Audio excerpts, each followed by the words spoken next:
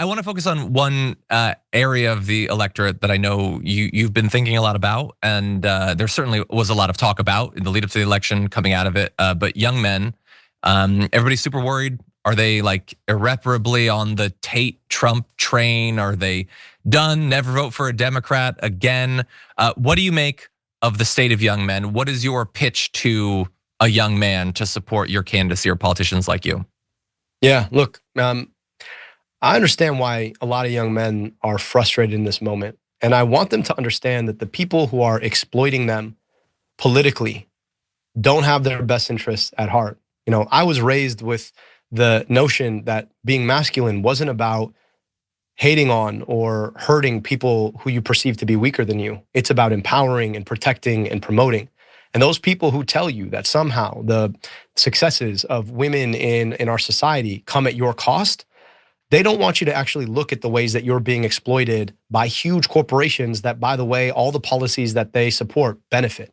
I mean, you think about all of the, I hate to say it, like all of the purely parasitical corporations that have arisen over the past several years. You think about the gaming industry and the ways that they've taken just watching a football game and made it something that people who have addiction to gambling, right, problematic gambling, that they just can't do anymore, right? Because it is so pervasive there. You think about, I supported legalizing marijuana, I still do.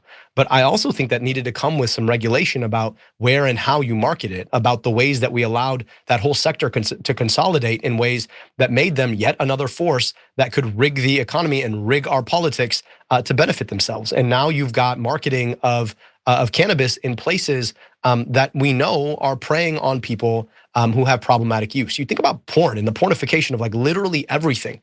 I just think that a lot of times folks have been short-circuited, and because these things are pleasurable in the short term, folks think that, well, they're good for you. And I hate to say it, but like we all know the consequences of that. They may feel good in the moment, but over the long term, they can be really pervasive. And I think the problem on the left is that too often the conversation we've had has been blaming people for their own victimhood, right? Every time you hear the word masculinity, you hear the word toxic that comes with it. And so we would never talk about any other group of people in this way, but somehow, right, this group of people that's being preyed upon by corporate interests and hijacked in so many ways, we then blame them for the pathology they're experiencing. And so I think on the left, we have to have a much more coherent conversation about the challenges facing young men, about the ways that they're particularly vulnerable, about the need to be able to feel and be a part in community. And I also think part of it is like, yo man, get up early, go to the gym, make your bed, go to class, go to work, right? These are the things that, you know, all of us kind of have to do if you want to be a functioning member of society. But the reason it's so hard is because there are a lot of corporations bearing down on you, trying to monetize you in ways that are really, really, really hard to set down. And I think we got to have that conversation as well. Yeah, one quick follow-up on that, because this is something that I talk about a lot on the show. I agree. I think men are facing all sorts of different challenges. And I think one of the sort of explicit political challenges is, I think you rightly point out that there's all these corporations that are exploiting them. I also think there's a lot of members of the media that are exploiting their very real fears and anxieties and sort of weaponizing that. Not with, in my view, the goal to ever actually make these men whole or set them off on the path for a great life. I think that they're perfectly happy to keep them broken for the rest of their lives, so they'll keep tuning in and everything. But a lot of young men trust these people who I think are exploiting them. I don't know if you agree with that, but how do we convince them that there is a different path when, as you point out, maybe those, what I might label grifters, might be the only people that have been sort of trying to appeal to them, but maybe not for the best reasons? Like how do we get through to them on that?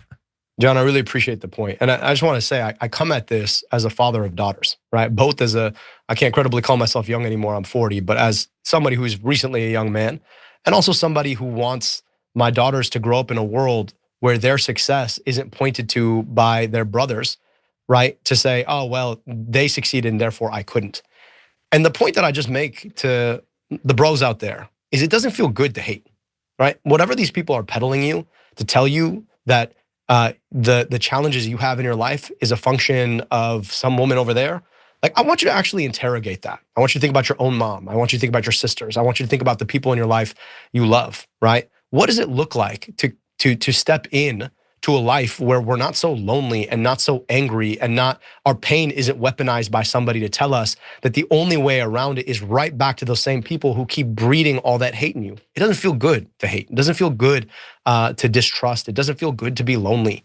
And my point is that if somebody's selling you those things as a solution to those very things you're trying to get away from, they're probably lying to you and they're probably grifting you. And you're seeing that out of the Andrew Tates of the world and so many folks in the manosphere. And I think we could do a lot better. I hope so. I hope that we do. Well, I also hope that this won't be the last time that we check in as you move towards that primary. We're going to be following the candidacy. Hopefully we'll get to talk from time to time. For now though, where can people follow more about your campaign? Yeah, I really absolutely look forward to coming back. Go to abdulforsenate.com. I hope folks will sign up. We need volunteers and we don't take corporate money, so we rely on you, $5, $10. And I hope that you'll join us. It's a long race. We're fighting the good fight, but we're also fighting to win the peace, not just to win the war. So I hope folks will join us, build the kind of America that we are proud to live in and that we know that we can be. Awesome. Thank you so much, Abdul. I really appreciate it. Thanks, John. Appreciate you.